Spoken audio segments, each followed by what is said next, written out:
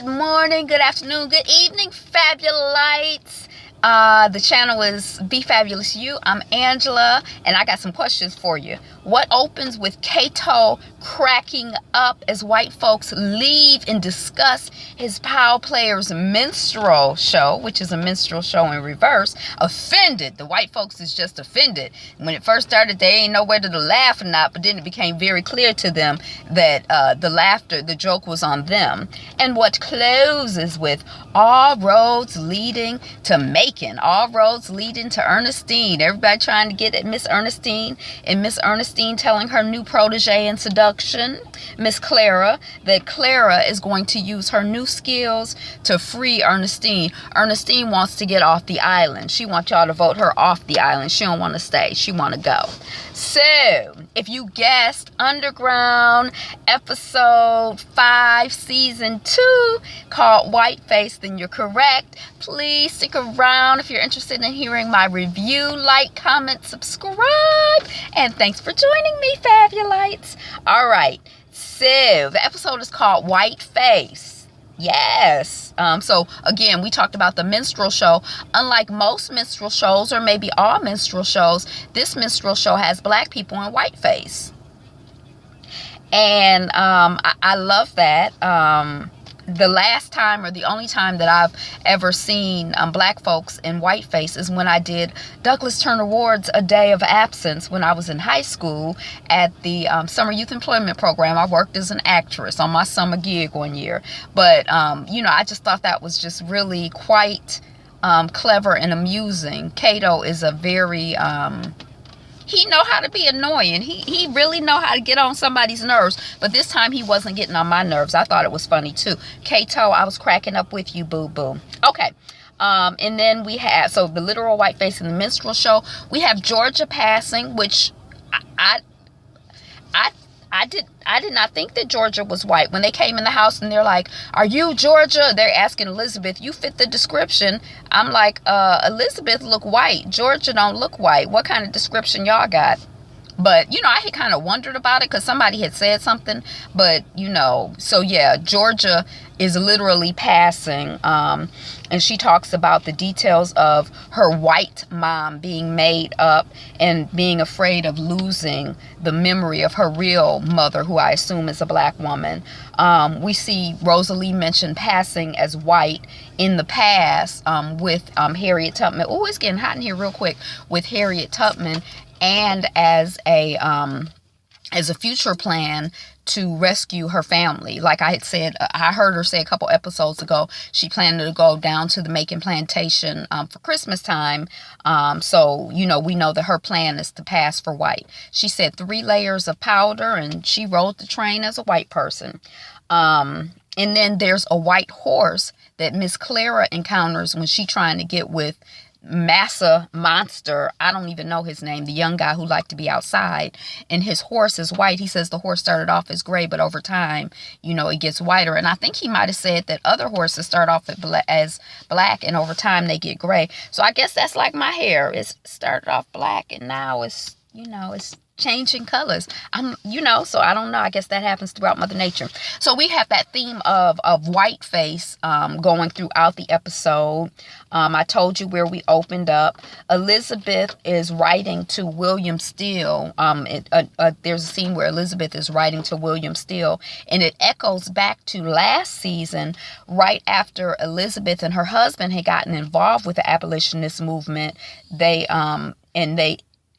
So she was writing a letter to William Steele, and she was sort of drawing a parallel between caring for the enslaved Africans, or the people who would not be enslaved but were seeking freedom, in her house, and that, mirroring caring for a child. So I like that kind. I love an echo. I love an echo. What was that? She's interrupted in her writing of her letter to William Steele by a boarding house. Georgia's boarding house is raided. I said as I mentioned, they were looking for Georgia Goodwin. Elizabeth fits the description. I don't know who cast it. And maybe they did a survey of a bunch of white people, and a bunch of white people thought that she looked white because I don't know how many black people would think that she looked white. But anyway, so we find out officially that Georgia is of African descent, and it was so shocking. I had no idea.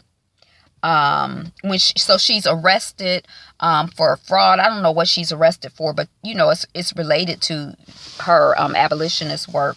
When she arrives home, she's taunted on the street. It's like 4-6 men out there calling her names and stuff. And she mentioned something about her. It's a family matter. So I don't know if someone in her family saw her at the rally, or I don't know what the story is. But the abolitionists are moving cargo, and that's the black folks, out of Georgia's house, and they're going in 2 directions. That's what I understood, and I thought that Elizabeth was with one group, but maybe not. Maybe, that's totally unrelated, because I heard someone say on a review, hey, Forest Rocks, that Elizabeth was going with the boys to see the Kansas Ray John Brown's boys to see Harriet Tubman speak. So I might have missed all of that. I only watched it twice this time. I didn't watch it 3 times. So I'm sure that there are still things that I missed. We see Mama Ernestine walking away from and rejecting being shamed by the community down on the island. She's not here for it, and she done with it, and she leaves. The preacher's kid, Miss Clara, asked Steen to mentor her in master seduction, white man seduction. Miss Belaruski, chillax yourself. Relax. Chillax. So she like, I heard that you was with the white man, and that the woman got mad because you was with him, and that's why you got sent away and put out the big house, but I want to learn how to be with the white man.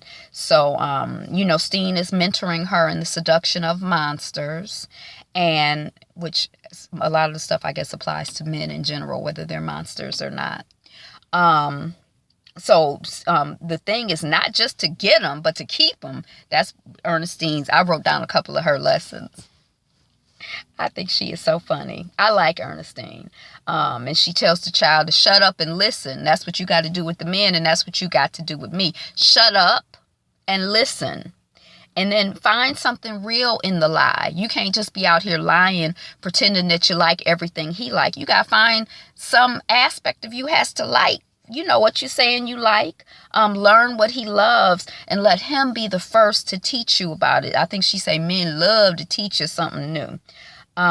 So Clara preps, and Ernestine and Clara deliver some bread pudding to the monster. I don't know his name, and I'm not clear. I'm assuming it's the same man that was in the house when Ernestine sang her song, but I'm not really sure if he's the child of the owner, head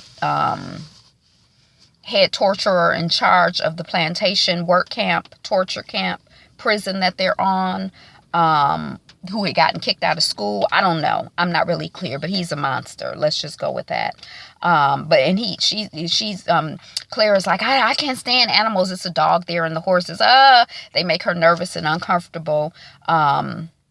And she wished that this buckra would, why don't he just stay in the house with all the other buckras, And I thought that whole horse thing also, it kind of echoed last season with TR in season 1. We saw TR playing with a little toy horse, and then we saw TR learning about horse training while Ernestine listened, and then we saw TR riding a horse when he was learning to be the monster of the plantation.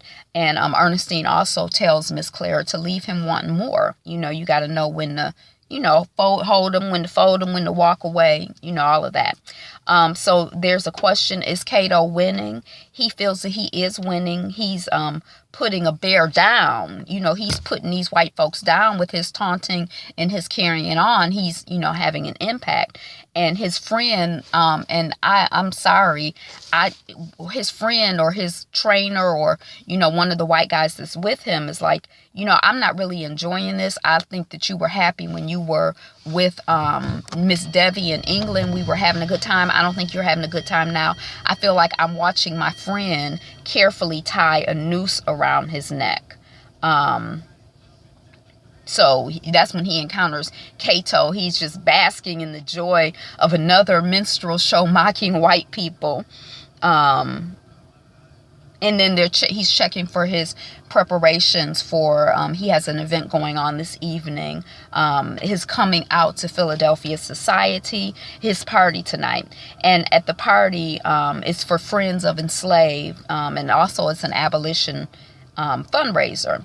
So Cato tells his origin story, or the origin story of his scar, and it is not the same story that we learned in season 1 in terms of being a runaway and being branded, and being a runaway and being branded again on his face with the R. He had 2 R's, and he just couldn't stand to look at himself in the mirror, and then he just burned it off, so that, he couldn't, so that one, they wouldn't know as he moved through the, getting sold system or whatever, they wouldn't know that he had been a runaway, and he could reinvent himself as a slave driver, whatever he was trying to reinvent himself as, and also because he couldn't stand to look at himself. In this here, he told them that he got the scar on his face because his master put a apple on his head and shot the apple, or I'm not really clear what that story was, but it was different. And it's kind of playing around and echoing the same sentiment that I think we just had it last episode. But there's this idea of telling stories versus telling the truth, and what's the truth and what's the story. And, chillax, ladybug, chillax.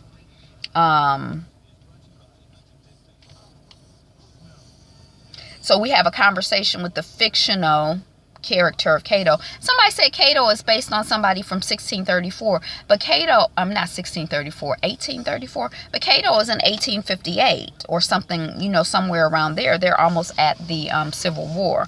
So I don't know. And they say that Cato was a slave owner. I haven't, I've been watching to see that unfold. I haven't really seen that unfold.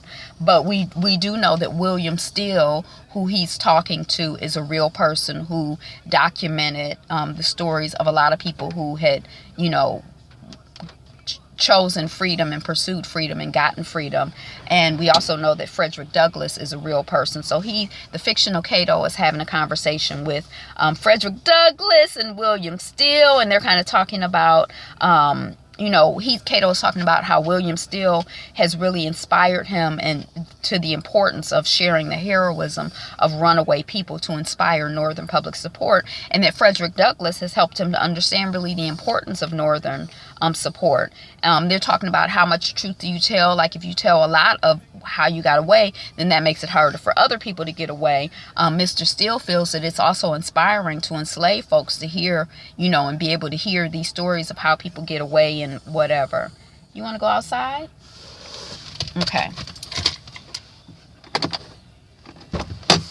Go on. I'm not going out. So that's okay, so that's that. Cato is for action like John Brown, that cracker in Kansas, he says. He not just for talking. But Mr. Steele does report that tonight's fundraiser for the abolitionist movement has exceeded his largest intake by a country mile. And y'all know a country mile is longer than a regular mile. Because, in the country, they be like, oh, it's right down the road. You be like forever getting someplace. Okay, so we see super slave hunter August Pullman being propositioned by super predator serial killer Patty Cannon. And the writer tells August, there's not much of a paper trail on you, August. I can't find much information on you. I did find some information on your pappy, though. He was dishonorably discharged from the militia. We see Patty Cannon bringing him some brown liquor. The writer asked him if his father didn't agree with President Jackson. And President Jackson, I guess, was just, so I guess that President Jackson was supposed to be like this slave hunting, slave owning asshole of a guy. And so it's sort of like ironic that here is August hunting, enslaved black people trying to get their freedom. And then Patty has brought him the brown liquor. He's kind of looking at it. He's getting shaved while he's talking to the writer guy. And then Patty grabs his neck and she cuts his throat. She doesn't slit his throat, but she cuts it. And then he grabs the liquor. That whole, I don't know. I'm not really here for it. We see Elizabeth confronting Rose about her pregnancy. But, you know, we've been working right up through pregnancy. So if this is her work, if this is her calling, if this is her passion, then it's good to be doing it for yourself rather than being worked to death on behalf of someone else and their advancement. So she wants to reconnect with her family and be free with her family. She says at first she didn't realize she was pregnant, but once she realized she was pregnant, every vision she had of her with her baby, Noah was there, her mama was there, her brother James was there. She knows her other brother Sam is dead, but family is important to her. There's the Noah Lee reunion that everyone has been, Noah and Rosalie, that everyone has been, oh, I can't wait for them to reconnect. That's not really my thing. I wasn't really looking forward to it, although I do think that it was very tender and beautiful. Both of the scenes with Noah I thought were very well done and very touching, and I did enjoy them, although, you know, I'm kind of like, okay, they together now, let's get us free, let's work on this freedom thing, get on the freedom train. So she's catching him up on what she's been up to. When she was on the train with her 3 layers of white makeup, Harriet Tubman told her to act like she owned the world. And we know she has some practice with, you know, faking it till you make it. So, you know, that's what she did. Noah doesn't mention Cato to Rose, which I thought was interesting. So we know that, again, she's trying to get to the Macon plantation by Christmas, that they have figured out that it's going to be 3 days. Once Christmas hits, or around the Christmas time, it's 3 days before it's a count. So Rose said that she and her people will be in a safe house in the Carolinas before they even know that she's gone. And she says to Noah that together we can do anything. Isn't that pretty? It was beautiful, some of that writing there. Elizabeth and Noah, Rose won't go if you don't. So Elizabeth is like she's not telling Noah that Rose is pregnant, although I didn't understand when they came back together, they ain't give each other a real hug. He ain't feel the baby in the belly. I mean, I don't understand. I know that they were, you know, touching each other's faces and looking at each other, but they ain't hug. I mean, you know, I don't know how he don't know that she's pregnant, because she looked pretty pregnant. But Elizabeth is trying to tell him without telling him that she don't need to be going down south, and if you don't go, she won't go. And he says that Noah says that he has been living doing the last thing I want to do life. Woo! And going back to the Macon plantation, work camp, prison, torture chamber fits right into that pattern, he says. But, you know, Elizabeth is like, well, then don't go. Tell her you're not going. Okay. And who pops up? We back at Cato's fundraiser. Who pops up at Cato's fundraiser or coming out party, or both? August Pullman. He recognizes Almond Pullman. August Pullman is there with Patty Cannon, who he does not recognize. Cannon introduces herself by quoting Cato's wanted description. Cato finds out that, surprise, Devi, just in from England, is about to do a pop-up at the party. So Cato is like, oh, the party has to end. That's how it seemed to me. Then there's a shot of Ernestine in the tub, and that shot is so beautiful. It looked like a watercolor painting to me. I just want to freeze it and frame it and have somebody paint it in watercolors for me. So we see beating man Hicks serenading Ernestine as Clara frolics on the beach with and then kisses the outdoor buckra monster. We see beating man Hicks apologizing and professing to Steen that he loves her and promises to not hit Steen again. And Steen is like, you don't even know me to be loving me, or you ain't never hit me. You can't touch me because you don't know me. You can't touch me. You can't hurt me. This hurting each other routine is somebody else's script. We just retelling the story that they wrote for us. I'm done trying to endure life. And that's what, you know, I've been trying to endure life with these drugs. I've been trying to endure life with being with the master. I've been trying to endure life with being with you. But I'm about to live. And I say, live, girl. I hope I wrote down that quote from Noah, because Noah had something real good that he said about freedom. Freedom, give us free. Okay. So Elizabeth and the guy that she went off in the wagon with are in the middle of nowhere, in the middle of the night. They get out. She's like, shouldn't we keep going? He like, if they was following us, they'd already said something. Then they're surrounded by hooded, coward, terrorists, assholes with torches. And their, their hoods look like burlap sacks with the eyes sewn open. They looked really rough. When we see these KKK images, their hoods and everything look, again, so pristine white and also so perfectly sewn and everything. It's like they're mass produced or something. I mean, I don't know. I'm just saying. So yeah, I didn't understand. I'm like, do they have the runaway folks with them that they're hiding? Or maybe like somebody said, they on their way to a rally. They just on a overnight date type situation. They tied the two of them to trees. And I'm not sure if they branded her. They were saying they were going to brand her because she's a nigga lover. And she, at some point, she like, look, yeah, I am a nigga lover. If you going to brand me, do whatever you going to do. Shit, I'm sick of this hiding. I'm sick of this lying. I'm tired of it. So I don't know if they branded her. And I thought they said they were going to carve SS in her back. Slave stealer. Oh, SS. That's probably what they said, because I'm like, SS, what does that have to do with the Nazis? But it was probably for slave stealer. But when I looked at what they carved, it looked like they was just drawing a line in her back. So I don't know. And then they said they were going to leave her for the animals. So I'm kind of like, are they leaving her for the animals, like leaving her for dead? That's how I could interpret that. But then he goes on to say that they're going to be watching her. And if she don't straighten up and fly straighten up and fly right, then they going to get her. So are they leaving her for the animals temporarily, and then some people are going to rescue them, or, I don't know. We see Kato confronting Patty.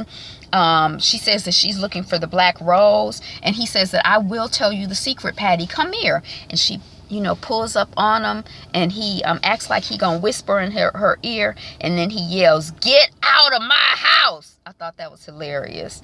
And there's a fight. Kato gets yoked up, and he reveals that Rosalie's, and meanwhile he gets yoked up. My eyes are not quick to see fighting and stuff, so I couldn't quite tell exactly what was going on until everything calmed down. But I guess they killed all of his good friends that he hired. So I guess they were friends, not mercenaries, because I would think that mercenaries would be more skilled. But maybe they just saying that Patty Cannon's people are just like the height of skilled and expertise in killeration, because they were serial killers and all of that stuff. So Kato does reveal that Rosalie's mother, Ernestine, is the key to Rosalie. The house girl, he keeps calling her. And just then his white friend arrives with Debbie, and his white friend gets shot, and it's like, welcome to America, Debbie. And somebody's like, it ain't that bad in England. Now, England had enslaved people in it, even at that time. And, I think that the brutality that we achieved here in this continent, particularly in the Caribbean and in parts of the South, is extreme. But I mean, enslaving people is extreme. So, I don't know. So Noah said, I'm going to tell you what happened since the last time we met. I said it didn't matter, but it does. We changed. We ain't the same people that we was. I'm not that boy that you met in the whipping shed. I'm like, so that's where they were, a whipping shed? They had a whole place just for beating people, a whipping shed. He said that freedom ain't a place. This is the quote that I love. He said, freedom ain't a place. We make ourselves free by the choices we make. Yes, we make ourselves free moment by moment by the choices that we make. He said he did 3 things while he was in jail. He thought about her every minute. 2, that was 1. 2, he built the house that they was going to live in, brick by brick in his head. All she got to do is choose the plot of land. And then, pow! He made this ring for her. And he says, you are my first choice as a free man. I'll follow you anywhere. So Noah Lee is heading to Macon. Patty Cannon has sent August Pullman to Macon. And Steen is trying to get off the island. Is she trying to head to Macon too? Is everybody going to meet up in Macon? She trying to get her baby boy James? And I want to know, because everybody thinks that baby boy, August Pullman's baby boy is just like back, at the place with the black man. But I don't know. Is he alive? Is he dead? Has he turned into a wheelchair bound, expert in something? But anyway, that was Underground. Are you watching? I love Underground. And I love having all of this black scripted TV. I'm really, really enjoying it. I'm enjoying my day. I hope you're enjoying your day. Bella got to go to the bathroom, I guess. But you be you. Be fabulous. Be fabulous, you, baby. Mwah.